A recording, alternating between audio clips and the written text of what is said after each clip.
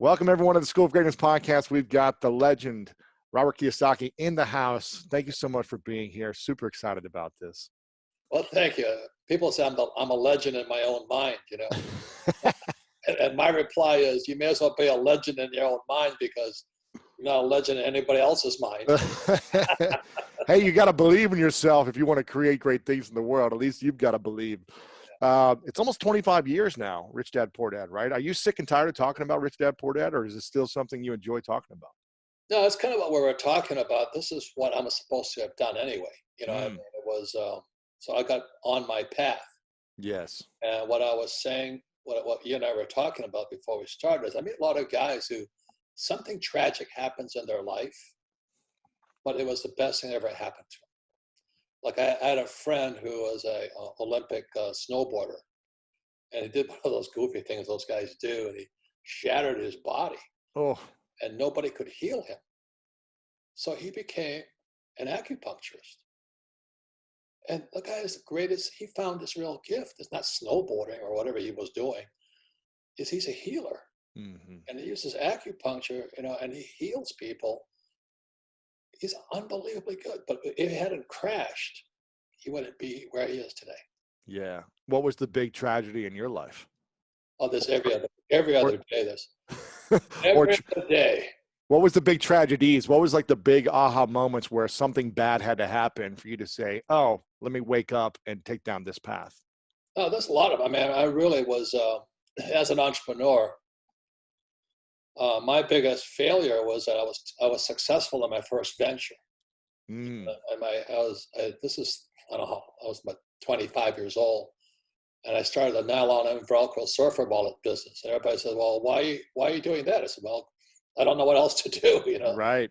And I used to make nylon wallet. I went to school in New York at a military school, a sailing school. So I used to sew these nylon wallets out of sails. So when we're looking for an idea for a product, the product sucks. The product doesn't really count. I just needed to start a business. So I was working at Xerox at the time in Honolulu, and I showed this little wallet to my two partners, two criminals. But anyway, so we came out with these nylon wallets. We had them manufactured in Korea, and nobody would buy them. So I have 100,000 wallets in a warehouse in New York. I'm in Hawaii, and my friend and I are going door to door trying to sell these stupid. No way. And everybody kept saying, are you shitting me? What are you guys doing? And what happened was, because we failed at the wallet business, I was sitting in our offices in Honolulu, and then somebody says, hey, these jogging had just started. Baby boomers are first getting into health. And they started jogging. They had the Nike Waffle and all these other good shoes. Yeah. And so this guy in Golden Gate Park goes for a jog. He didn't know what to do with his key, so he put his key on top of his car tire. And he went for a run, and guess what? He came back and his car was gone. Wow. And so the headline says, San Francisco Times says, what does a jogger do with their key? And I went, oh my God. So since I have kind of a quasi-engineering background, I designed with a hook and tear method and built the shoe pocket that went on a runner's shoe. So I had this nylon wallet, now I had a runner's shoe. I mean, a shoe pocket. So I go around the world again. So we're going broke so fast. We had no money. We just kept borrowing money, raising capital. But it was all good because I was learning how to raise capital. Yeah. So finally, we're desperate. We buy a full, those days, it took 4 months for an ad to come out. So we had to shoot this stupid shoe pocket on a New Balance 320 shoe. And we get it into Runner's World magazine. I think it cost me $16,000, which was my gosh. That's a lot of money. And then we waited for the phone to ring. So we had to wait till like January, February, March, the phone didn't ring. So we want to quit. We're out of money, can't pay the rent. They repoed my Harley, and it was getting so bad. So let's give one more shot, just one more shot. So we go to New York City at the sporting goods show at the Coliseum. And I'm setting up my booth in the basement because that's all I could afford.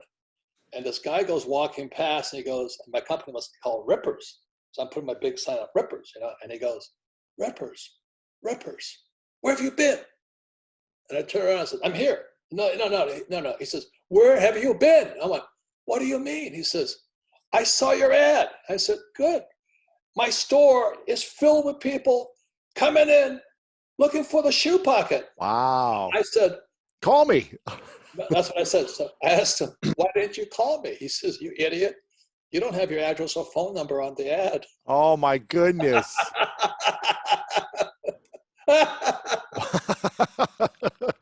Wow. And then what happened is Playboy put a pic, they featured this young thing with nothing on but a shoe bucket.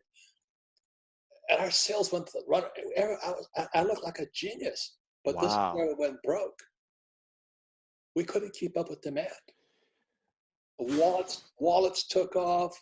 Shoe pockets took off. We were borrowing and borrowing and borrowing just to finance inventory. We were shipping all over the world. And we went broke because I kept raising money. And one day, but we were already like 850,000 in debt, which is a lot of money back then. Wow. It's a lot of money right now. Yeah, well, it's relative, Anyway, so I go back to my partner, Stanley, the accountant, the CPA, the CFO. And I said, how much more do I have to raise? He says, I think 100,000 will do. I said, good. So I go raise another 100,000, right? So I hand the check to Stanley because he couldn't, accountants can't sell. Anyway, so I give him the $100,000. Says, will this take care of the problem? And Stanley said, yes. It took care of his problem. He paid off his investors. Oh. So we're still broke. We had no money. Stanley hits the road. And that's how it went down. Stealing Stanley. I love that guy. He did me the biggest favor of all. You know what I mean? I learned so much, man. What was the greatest lesson you learned from that big success / failure? Well, just because they're smart doesn't mean they're not dishonest or crook. And I've run into more crooks. I think I hire them on intention. Until you learn your lesson, right? No. Every entrepreneur I've talked to have had somebody steal from them. Mm-hmm. I go to my doctor, and this little cutie working for him, this beautiful young woman, as sweet as everybody loved her, And then so one day I went and said, well, where is she? And he goes, where is she? Well, what she did, because she's tech savvy, she rigged the invoicing on their computer. So, 20%, like 90% went to the doctor and 10% went to her. Wow. And so she heisted. I said, that little sweetheart? He goes, smart. And then so he called the police. And this was the interesting part. Her father was already a rich guy. Mm.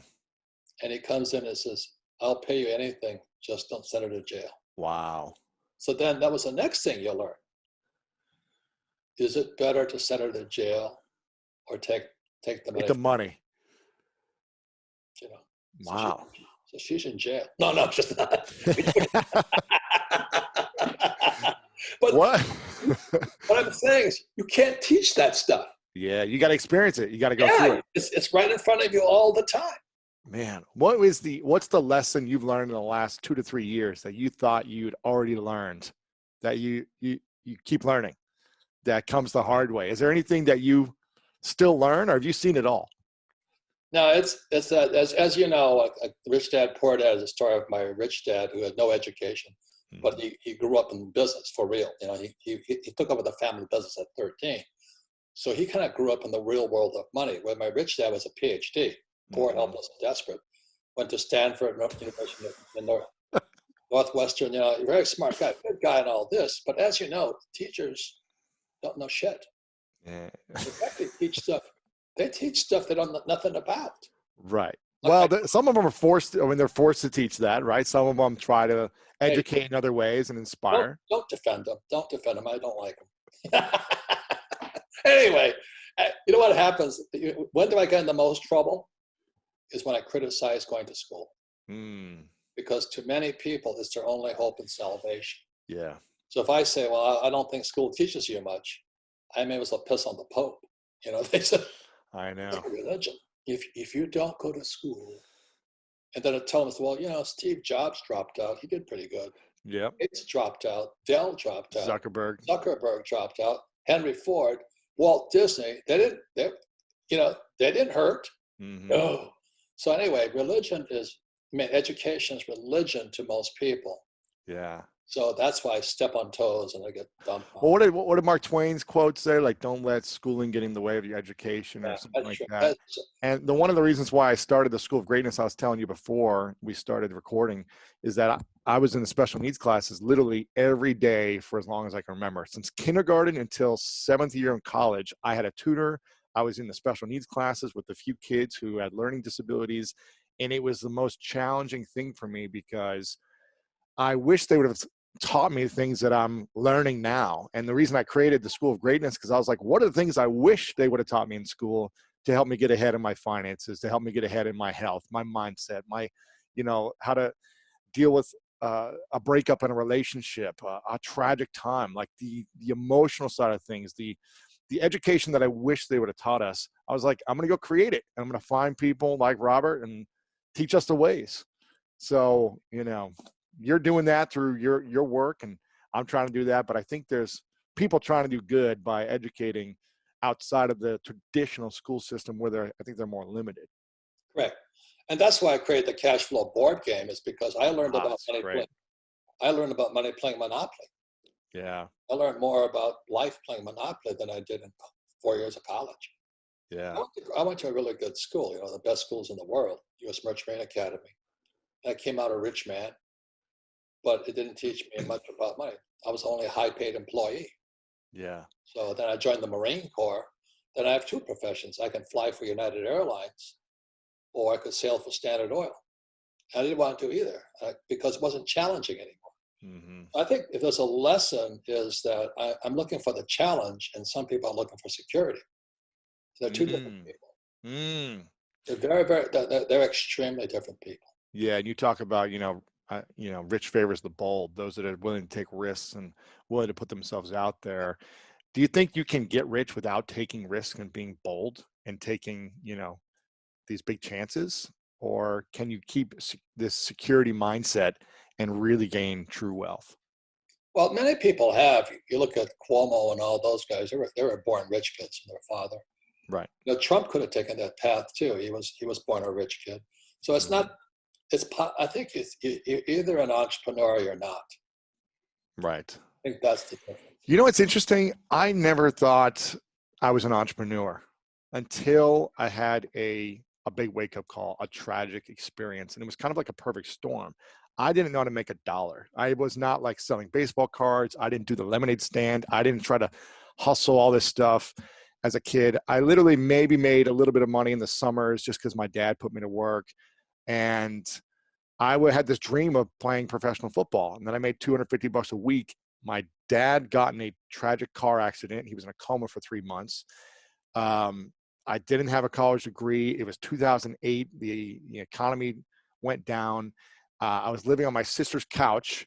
She was feeding me. I was making no money. I was living off 3 credit cards with student loans.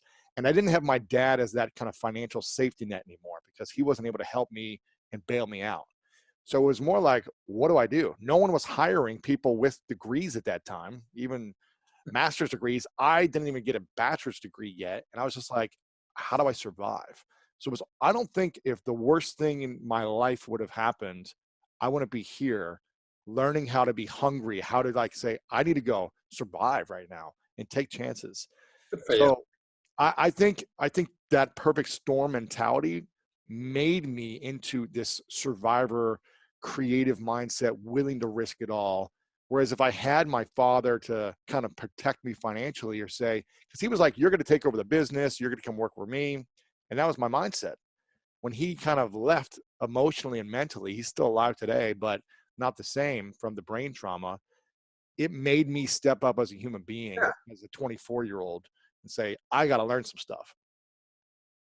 And that's what I say to young people today. Look at this pandemic, this coronavirus pandemic, it's really tragic because it attacks the old guys. Mm-hmm.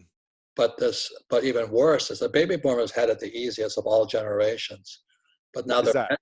their pensions are gone, their Mhm. 401ks are gone, Yep. Social Security is broke, Medicare is broke. So I say to younger people, this pandemic, this crisis is the best thing that ever happened to you. You think about that iPhone. You have more power in that iPhone than I had with my Sperry Univac mainframe computer.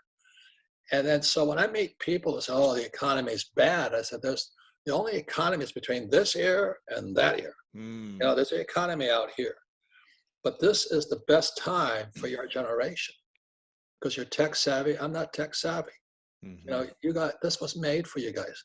The Yeah. old guys like me are being cleaned out by the pandemic. The Unless you have way a is lot of clear. assets that are bringing you in cash. The way is clear for you. Now the old guys are gone. They're dead. Right. What are you going to do about it? So it's really a great time, but exactly as you're talking about, the bad times are leading to the best times. That's it. Yeah. If you can see it. But unfortunately, as you know, there's a lot of your generation and younger, they'll never recover. Yeah. They're going to What do see you, this as the worst of times. I know. And they're gonna reflect back to this in 5 years and 10 years and say that's the thing that screwed me up or hurt me and be a victim to it, as opposed to saying, okay, this is happening and how can I make the most of it? And what's it going to take for me to learn a new skill or get more creative or be hungrier in this time? Or, And or, that's or more important, who's your teachers? who are you listening to? Well, that's why I keep saying to the millennials, they're a pack of wimps. I meet millennials who are just horrifyingly weak. Snowflakes, I call them. Yeah. They go to college and Doormats. they're taught trigger events or whatever. I don't know what they say today, but they've got to have special rooms where there's no whatever. I'm going, holy mackerel. Welcome to the real world, And there's other millennials who are as tough as nails. I mean, this is the biggest opportunity they've ever had. Huge. So it just depends upon what's between this year and this year, what's in your heart. That's it. Yeah. For the what do you think is the next step, the first step or the number one step for the average person with, the kind of the normal job that they might be losing, if they have some debt, they got some credit card. What's the next step for them to not only survive but thrive in this market, in this time? Well, I always say quit your job, but that's not, I don't have a job. I've only had one job. And I never wanted a job after that because I had to be hungry. I could say, but we're all different. We're humans, we're different beings. If I show you this diagram here, it's why I created my cash flow board game. Because we have 4 different intelligences. We have mental intelligence. We have, I don't know what that one is, physical intelligence. Like you probably have very good physical to make, all and all that. Yeah. Emotional intelligence, but spiritual intelligence. So I went to military school in New York. The first thing is spiritual. I become a Marine. It's spiritual. Yeah. You know what I mean? Because you're putting your life on the frickin' line. Yeah. So Nassim Taleb, wrote the book, The Black Swan. He also wrote Anti-Fragile. He says there's 3 kinds of people in the world. There's fragile, and that's what our school systems are putting out. Fragile, wimpy, snowflakes. And that's your choice. You want to be that way? Have a good life. The second type is so a fragile is like a champagne flute. Yep. You hit it shatters. Then the second one is called robust. And a robust person is like the rock. You can pound on them, dump on them. Yeah. They take it. But that's all they do. They take it. And then anti-fragile is somebody like you where they pound the crap out of you and you get smarter and better because of it. So I love Nassim Taleb. A lot of people call him Dr. Doom. But the way I look at this whole thing, this economy is, we're probably going into a depression. We're not going to get out of this one. Really? Oh, yeah. And so the thing is this good for you or bad for you? I'm looking forward to it. The last crash was 2008. And I made more money in 2008 than in my whole life. So this one here, 2000, what is it, 2020? I'm going to get even richer. But other people are going to get poor. And if they're baby boomers, they're going to blame it on this coronavirus. Oh, my health, hey, hit the road, put on some running shoes, change your diet, get some sunlight, get healthy. Don't be a wimp. But, oh, no, I'm so afraid of dying. I'm going, you're already dead. You don't even know it yet. You know, in the Marine Corps, we used to call them corpse people. Right. Corpse, not core. Yeah. A corpseman. No, a corpseman. A corpseman is a person who's dead but doesn't know it. Wow. They're so afraid of dying. They're already dead. Yeah. It's about taking action, taking control of your life, taking control of your health, your finances, everything. This is the best time to be alive right now. I did an interview with Dave Ramsey last week, and he said, you know, the last 3 or 4 recessions or down economies, whatever you want to call it, crashes, he said, I made more money during those times than I do in good times. Yep. So I'm hearing him say that. I'm hearing you say that. How did you make more money then? And how are you planning to turn this into an opportunity to make more money now for you? What are the things, the actual like action steps? Is it investing more in the stock market? Is it real estate? Is it buying other assets? What does that look like for you? I don't touch that shit. Okay. Okay. Look, Dave Ramsey is a friend of mine, but I wouldn't follow his advice to the toilet. Okay. Okay. So what would you do? No, the lesson is you got to choose your teachers wisely.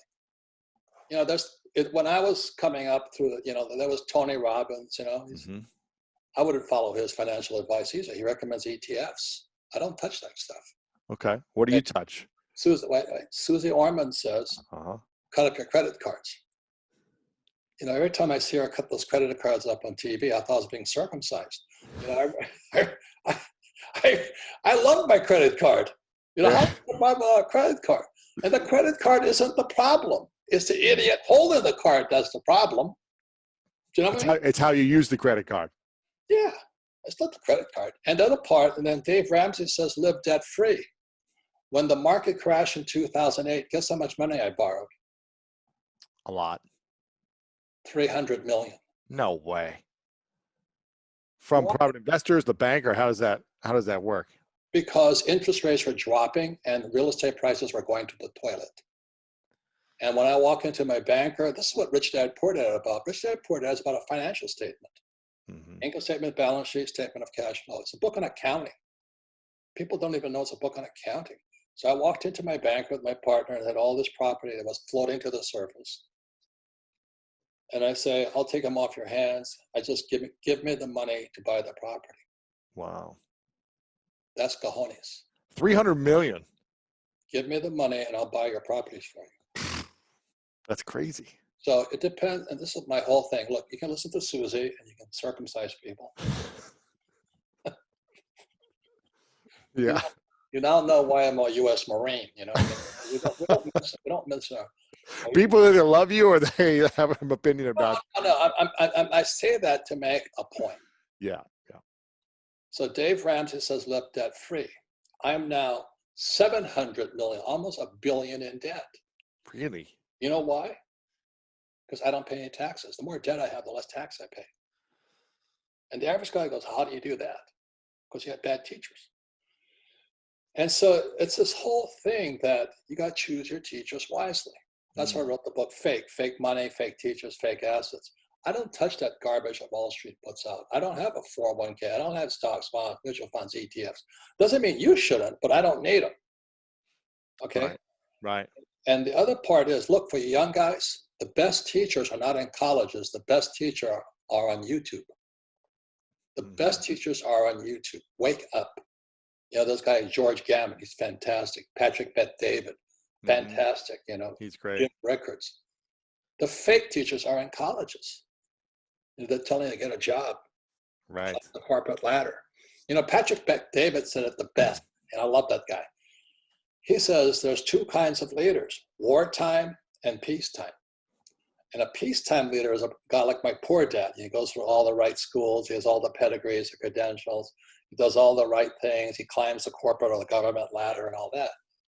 Where a wartime leader goes to war. So Steve Jobs is a wartime leader. I'm a wartime leader. Difference is I went to war. I went to war twice on the front lines. Yeah. And I changed. What happened? So I joined the Marine Corps. I go to flight school in Pensacola. I learned to fly. I go to Camp Pendleton. I strap on my weapons. I go to advanced weapons in Camp Pendleton. I go to Okinawa, and then they send me into Vietnam.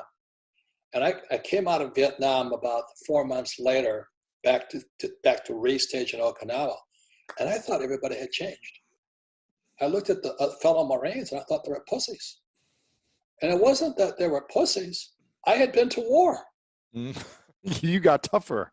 Oh, You no, got stronger.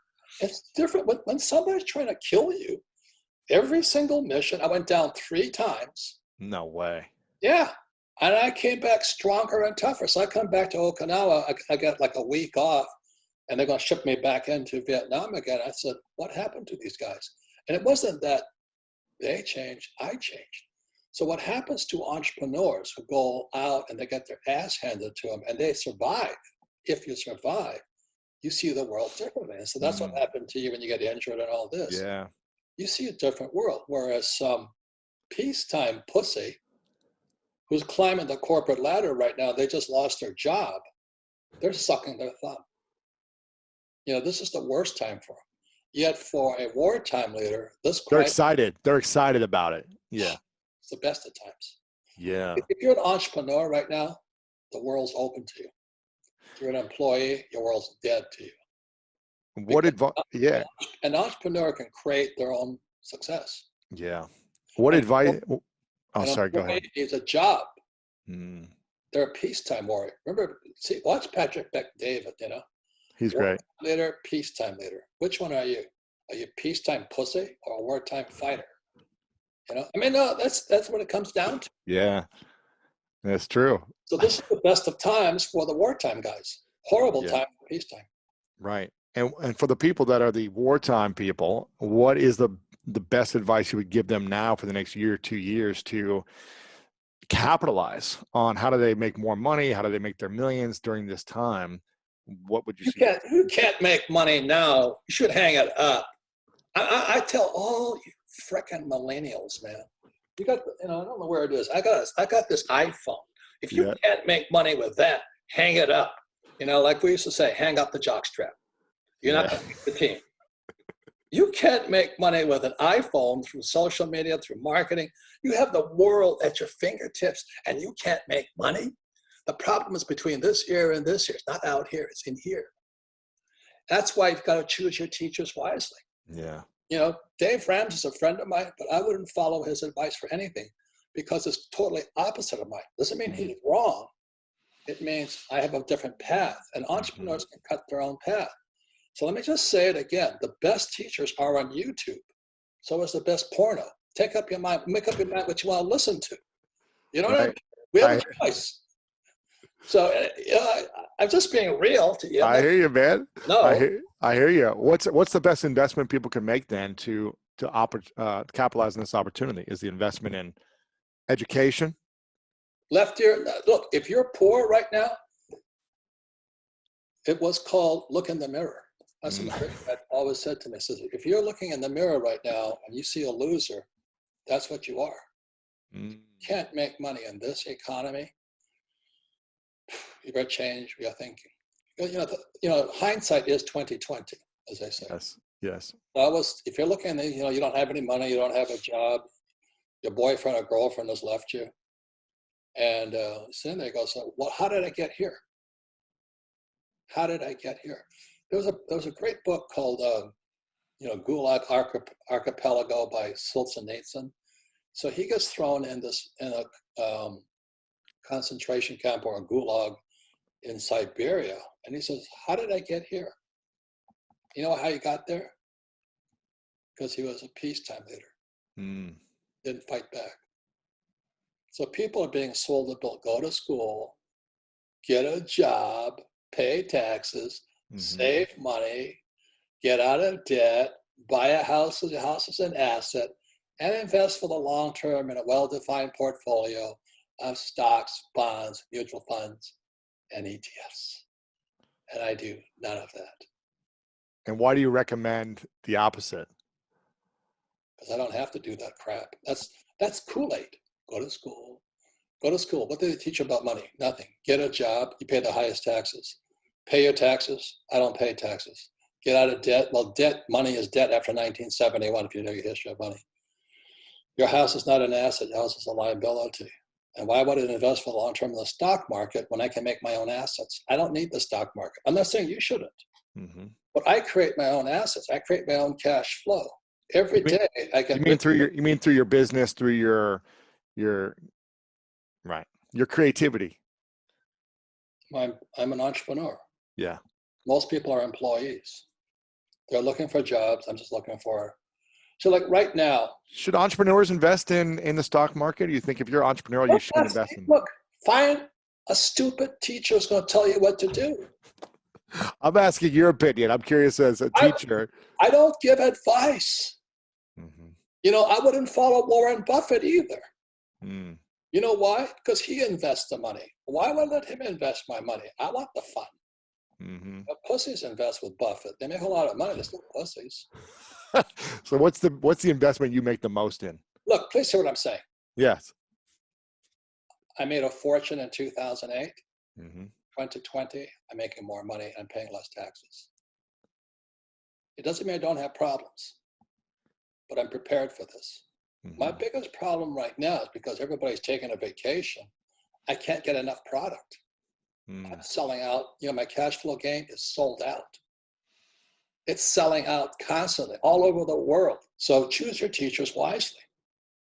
That's all. That's what I say, because I have to choose between my rich dad and my poor dad. Mm-hmm. My poor dad, PhD, poor, helpless, and desperate. And that's what he wanted me to do when I came back from Vietnam, was get my master's degree, get my PhD, and fly for the airlines. If I had done that, you know, my friends who flew for United, they're broke. You know why they're broke? Because Wall Street stole their pensions. Mm.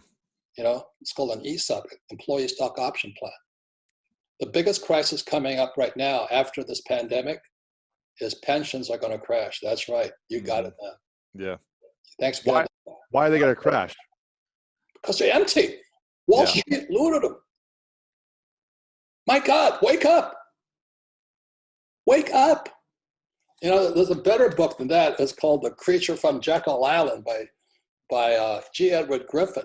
It's a big book. Get it on audiobook and listen to it. You know, a couple of 10 minutes a night or something. The Federal Reserve has only one purpose, is to keep the rich rich. That's their only job. So every time the market crashes, as you notice, money pumps in. They pump the market. They pump the prices up. The rich exit, and the poor and middle class who listen to Dave Ramsey and Susie Orman, and their advice is good for the middle class. Don't get me wrong. They're told to invest for the long term. Okay, so what's happening to the poor and middle class with their 401k and IRA right now are set? That's like saying, okay, put the handcuffs on the Titanic. It's going down. Meanwhile, the rich have got their G5 flying in to pick them up and get off the boat. They're out. Right. Because the problem isn't in the stock market. The problem's in the repo market, corporate credit market, the consumer commercial paper market. They don't tell you that. They don't teach you that in school. So suddenly, voila! You know, in September, the shadow banking, which is corporate credit and the commercial paper and the corporate credit and commercial paper market started to go bad in September. Oh, suddenly, pandemic. Oh, that was interesting. Funny how that appeared, you know. So I'm not saying the pandemic isn't real. I'm saying the real crisis, it's a smokescreen for the real crisis going on right now. They're stealing your wealth through your pensions, your 401k, your IRA, through Social Security, through your taxes, through Medicare. That's why we have socialism kicking in right now. We have Bernie Sanders and AOC and Elizabeth Warren, hardcore socialists. But if you can see, if you really have a financial education, we're going from capitalists, which I am, and nothing wrong with a socialist. You know, there are some people, 20% of the people need to be given money because they're that unable, for whatever reason, they're not able to. So we should give some people money, but not everybody. So we're going from capitalism to Bernie Sanders socialism and Hillary and all those guys. And then we're actually going to communism. And you can see it right now because Boeing is asking for a bailout and all these guys asking for bailouts. But this time, the Fed's going to take percentage ownership. Really? Yes, that's communism, central control of the economy. I'm not saying it's right or wrong, but it's coming. But that's what they should teach us in school. And our school teachers, most of them are socialists, and some of them are communists. They want the government to tell us what to do. They're really fascist. They're really fascist. A fascist wants to tell you what to do. So you look at this stuff, what's it called? Social distancing. Mm-hmm. You're taking away the First Amendment, the right to assemble. PC, political correctness, is freedom of speech. Okay, that's what's going on, and then they're printing money under all this scheme. So, if you study real world PC-ness, we've lost our freedom of speech. That's what Stalin took away. And social distancing is the right to assembly, which is why there was a Revolutionary War back in 1776. The Americans had to go hide in a church because the British would kill them if they were caught on assembly. Wow. History repeats. I'm not saying it's right or wrong, but most people aren't taught this. Yeah. That's why I love going to military school versus university. They teach you a lot of history, probably. We're taught military history. History is bullshit. To the victor goes history.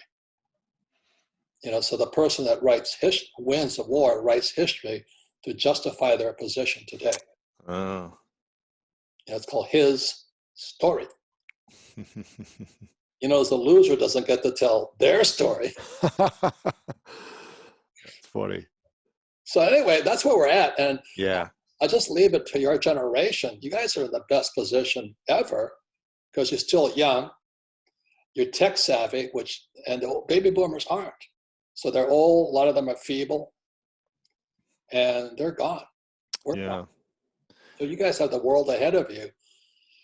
And use this time to be creative and take action and be bold. And I think I saw something about in 2008 to 2010, some of the greatest companies or the biggest companies of today were started then. Airbnb, Uber, all these other companies. Bitcoin. 2009. Wow. See, I love Bitcoin. What's your thoughts on cryptocurrency? Why do you love Bitcoin? Listen, Bitcoin is open source. The Fed can't touch it. You don't like the Fed? The creature from Jekyll Island, the Fed. The Fed is not a bank. It's a cartel owned by the richest guys on earth. Okay, you guys just wake up, So anyway, the Fed is a cartel. So when I saw Bitcoin come out, it's open source. It's people's money. Gold and silver are God's money. So my whole objective is I go through my system of business, but I'm buying gold and silver. It's the real game. It's not this Dave Ramsey stuff, man. It's not the Susie Orman stuff. Not that they're bad. I mean, they're friends of mine. I just wouldn't follow their advice. Choose your teachers. Okay, your pensions, watch, in a few years, he did tell us our pensions are gone. You know what's going to happen? They're going to bail them out again. Because if you read this book here, The Creature, it says bailout is the name of the game. Back in the 80s, there was a guy named Neil Bush. Let's see, the Bush family. George, Silverado Savings. When Neil Bush got in trouble, George bailed him out.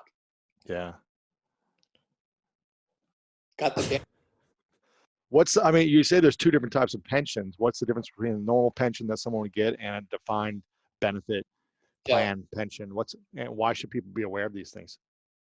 Well, defined benefit is industrial age. That was my poor dad's, So what happened is I got a job with Ford Motor Company, and I got defined benefit, which meant defined benefit means you got a paycheck for life. But they promise you $1,000 a month to get that for the rest of your life guaranteed. Well, the problem was, as you know, right around the 70s, that's when China and Japan Japan and Germany came on. So they had to get rid of pensions because pensions are a drag on the business. So they came up with a thing called ERISA, which today is known as a 401k. So a 401k type is a defined contribution. So you have defined benefit, which is industrial age. Defined corporation is the 401k contribution. So defined contribution means you only get what you put in. if it's not enough there, aloha. It's not our problem today. So I meet all these millennials who go, oh, I have a 401k. And I said, do you like bending over and picking up the soap? You know what I mean? I go, they don't know the difference. Yeah. Because you know what a 401k means? Fees, fees, fees, fees. Mutual funds, fees, fees, fees, fees. Your money is stolen right out of your pension. Defined benefit, defined contribution. So defined contribution 401k is information age pension. It came about in 1974, just as the baby boomers were entering the workforce. So today, the average baby boomer's 401k has $65,000 in it. The guy with a defined benefit, their annual, they have something like $1 million in it. Wow. The trouble is they're empty. That's what Who's Told My Pension is about. My co-authors, and they have Ted Siddell. He was an SEC attorney, and he became a whistleblower because he saw how much Wall Street was sucking the cash. Wow. Pensions. So that's Who Must Told My Pension. So he then he made, I think, $39 million last year blowing the whistle on all these Wall Street firms, Goldman Sachs and those guys.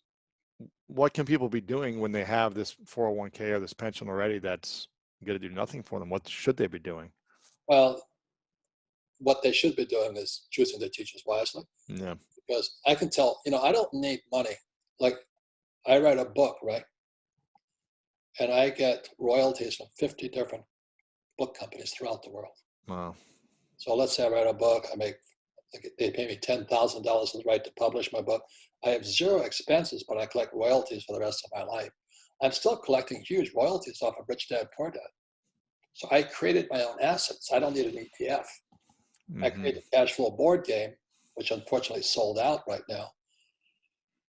But every time somebody buys one, I get a royalty, whether I work or not. Yeah. And then I borrow money, I buy real estate, and then I use the accounting laws, appreciation, depreciation, amortization, and pay no taxes. Trump doesn't pay taxes either. That's why he won't show his financials. Wow. So you don't pay any taxes right now. Is it because of debt? Is that the main reason, or? Because taxes are incentives. Government wants you to do certain things. For example, when I donate money to, let's say, PBS, public broadcasting, I get a tax break. I donate money to the church, I get a tax break. That's what taxes are. So they tell you, if you do this, we'll give you a tax break. So if I have 500 employees, I get a tax break. If I have real estate because I'm providing housing, I get a tax break. So I use debt to buy real estate. And the more real estate I buy, the less tax I pay. Wow. So that's why Dave Ramsey, his advice is good for that person. But I need debt to buy the real estate so I don't have to pay any taxes. Now, real estate's going down right now. But that's why I have LLCs and C corporations, because then they can't get me because I'm protected by a corporate entity. And besides, if you read this book here, The Creature, you got to get The Creature. they're gonna bail me out. So they already bailed me out. They just said, how many employees do we have? So we calculated it up. So they're gonna give me 8 weeks of pay to pay my employees. Really? Wow. Free money. So they'll bail you out. Wow. I love this country. You say don't be go ahead. But you can't do that as an employee. Go to school, get a job. Your mindset is different than an employee's. That's Rich Dad and Poor Dad. Yeah. Poor Dad, employee. Rich Dad, entrepreneur. That was the choice I had to make. What if someone's not, like you said, someone's not entrepreneurial minded, or they don't have those skills? Can someone become an entrepreneur, or is it something you're born with? You shouldn't ask that.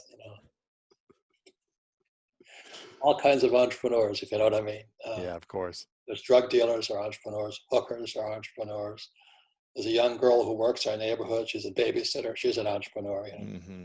So everybody can be an entrepreneur, hopefully be a legal one.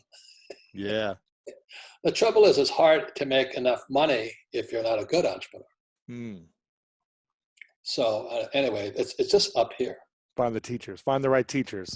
You say don't be a saver, be an investor. Should people be investing even during these times if they're not comfortable doing that? Or this is the greatest time to invest is what I'm hearing you say because of the opportunity. Why would you save? Fear. No, but that worked before 1971. They printed 4.5 trillion after 2008. They estimate they're going to print another 6 to 8 trillion, maybe 10 trillion. Wow. After 2020. At the same time, they're going to pay zero interest rate policy. So you're saving money while the Fed's printing money, and they're going to pay you no interest on it. Why would you save it? Mm. So that's all I say. And so that's why when Susie talks about saving and Dave talks about saving, I wouldn't do that. But for the average person, they should do that. So that's why choose your teachers wisely. Right. You just have to know money. That's all. Yeah. And what's your prediction with real estate over the next few years? Do you think it's going to keep going down now, or do you think it's like in LA? I feel like it hasn't gone down at all. It's like the place continues to grow, but eventually it's got to, right? I wouldn't invest in LA for one reason: taxes. Mm-hmm. I just wouldn't. That's your choice. People say it's a nice place to live, and it is.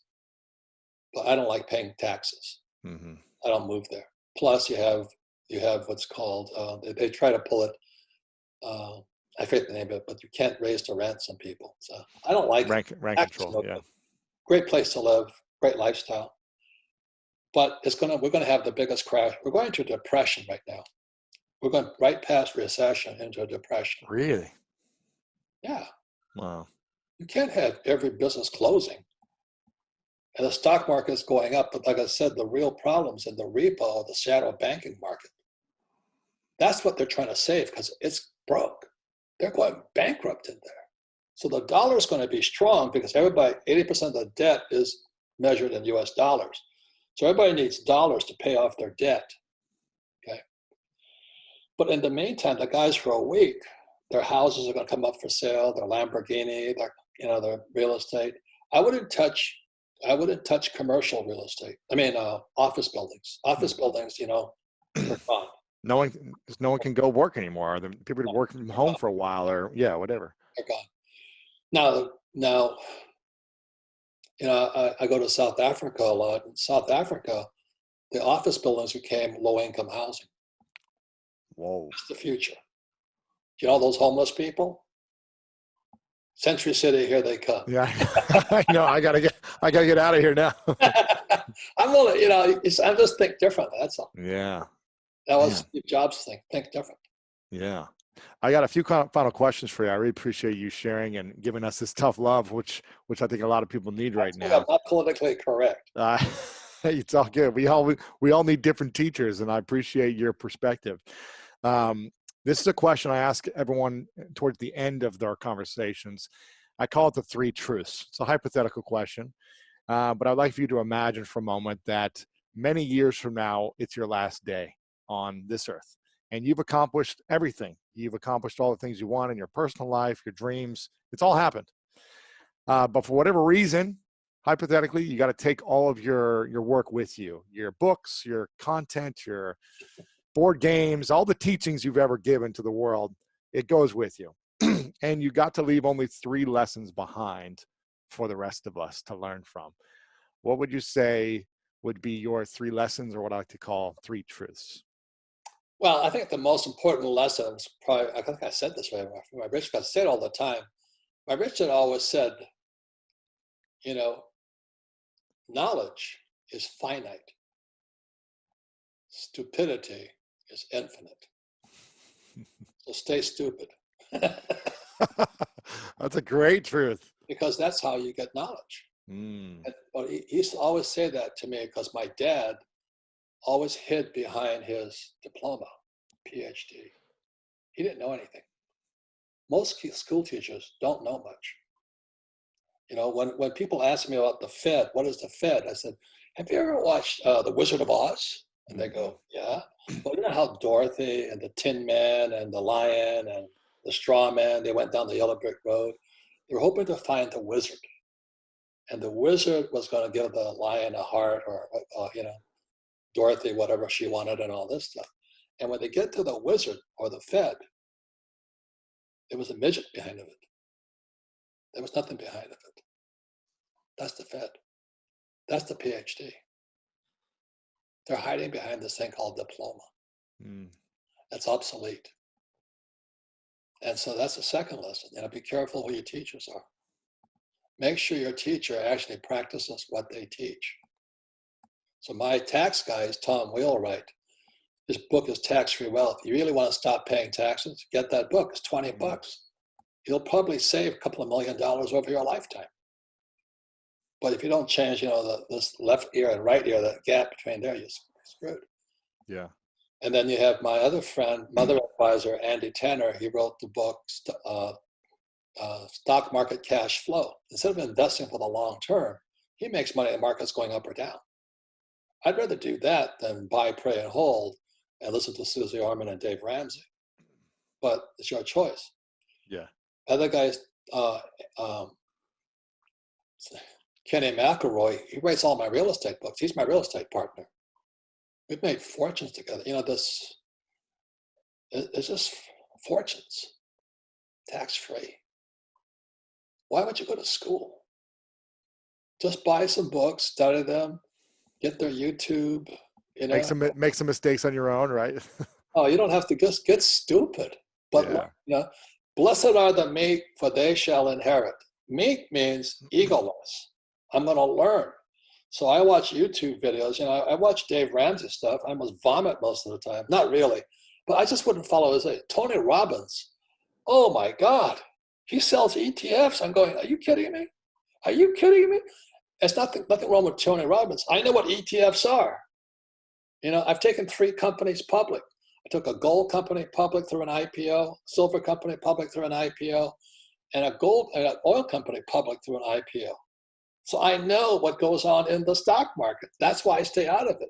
But if you don't know, it might be the best place for you. So if you want to stay in the stock market, that's Andy Tanner, Stock Market Cash Flow, and 401 Chaos. They tell you what's really going on because they're real. They're in the market every day. Jim Rogers, who wrote The Investment Biker and all that, he lives in Singapore. He basically says the problem with the Fed is they don't know what they're talking about. They're idiots. And we'll listen to them. They're the Wizard of Oz. Everybody thinks they know something because they got this piece of paper, like my poor dad, called a PhD.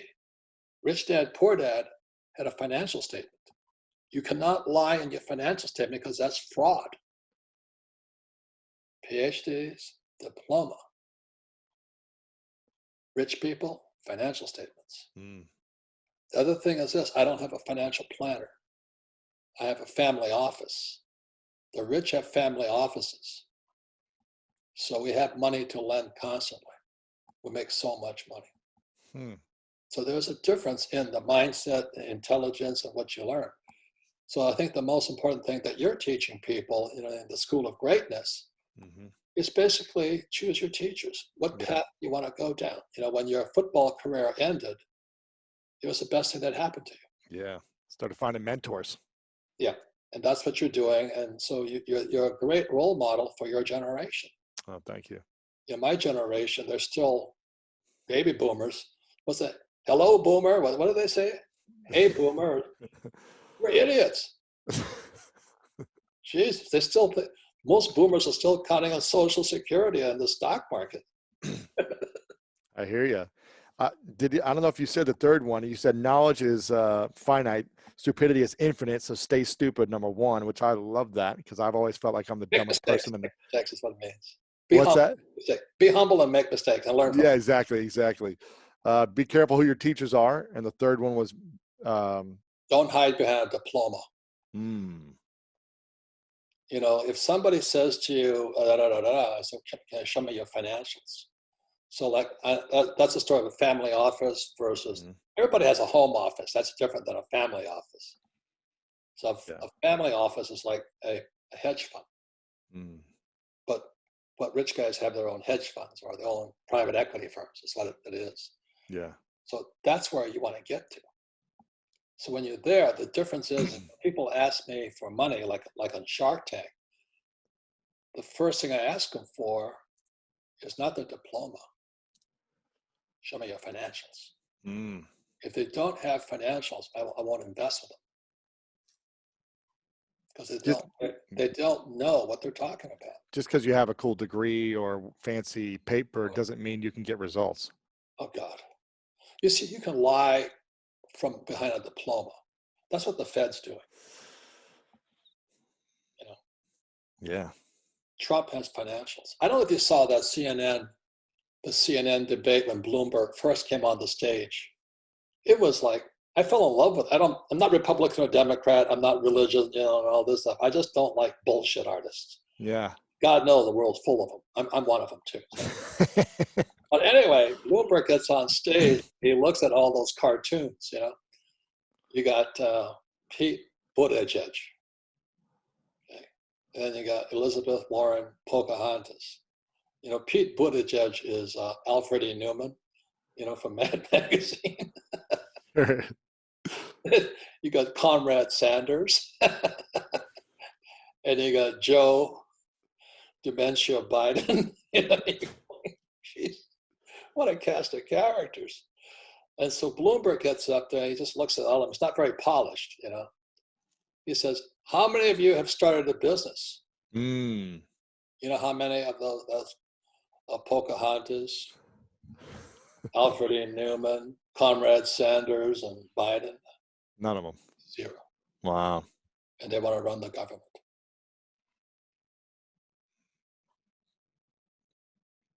Trump has financials. I've seen him. Mm. You have to at that level of the game. Yeah. If amazing. Huh? This is amazing. Yeah. So that's all Rich Dad Poor Dad is about. It's about financial statements.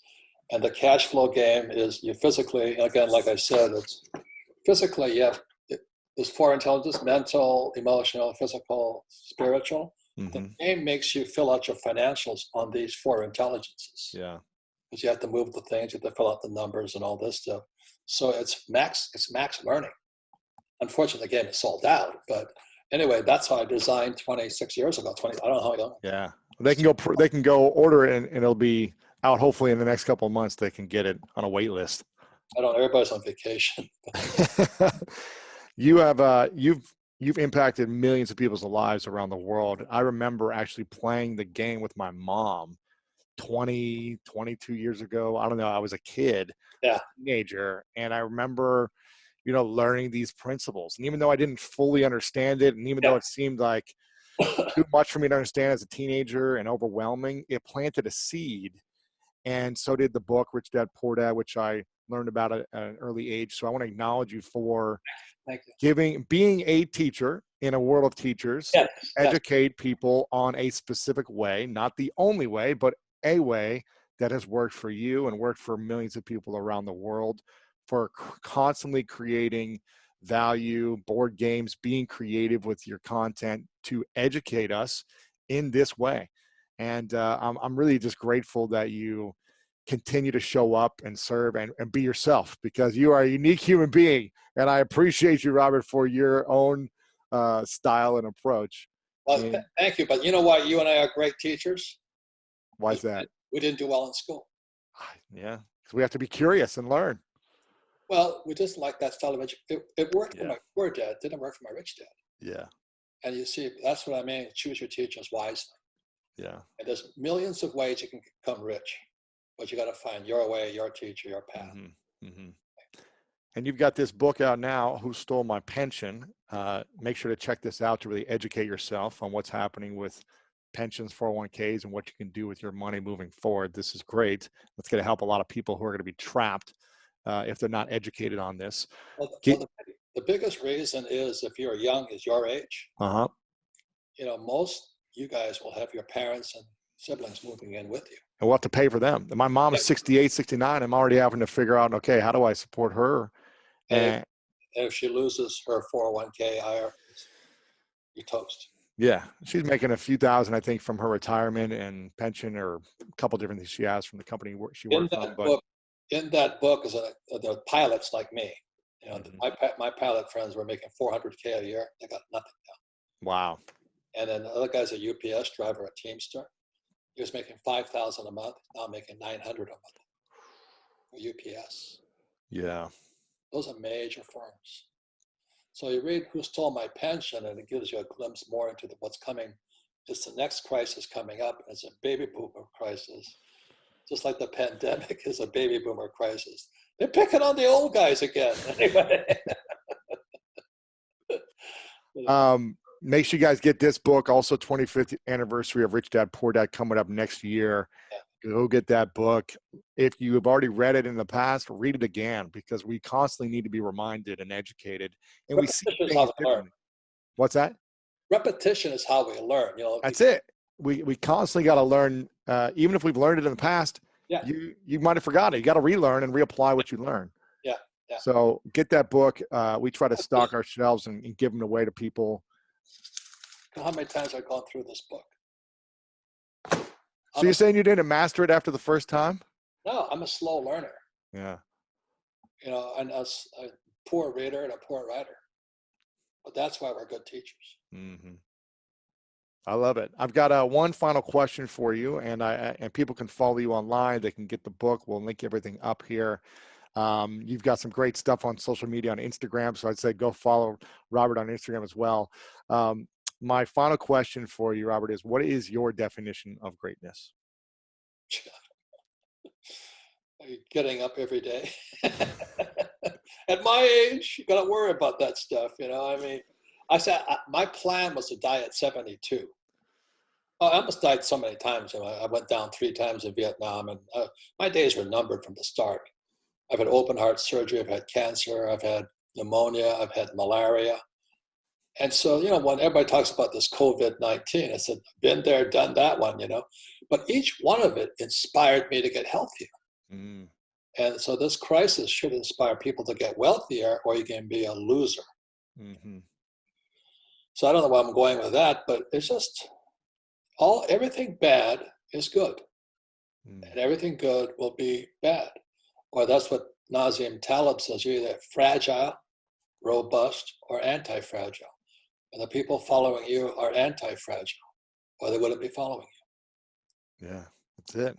Robert, thank you so much for your wisdom, for sharing today. I can't wait to learn more. As one of my teachers, I want to continue to learn from you. So thanks for everything, man. And thanks to all you guys who are following you as a teacher. I appreciate it. Thank you.